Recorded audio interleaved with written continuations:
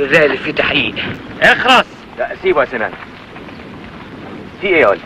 لا سعادة البيه، انا بقول بس يعني الحمد لله اللي فيه تحقيق، عشان انا والاستاذ جابر اللي جنبي وضعنا مختلف. وضعكم مختلف؟ ايوه يا فندم، احنا بتوع الاتوبيس. بتوع ايه؟ بتوع الاتوبيس يا فندم. فهمت.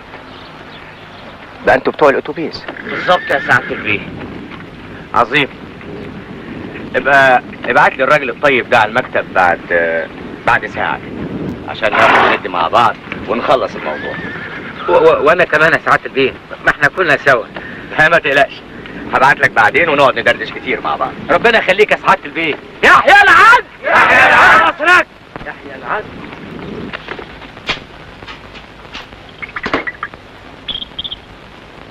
اهلا يا ولدي.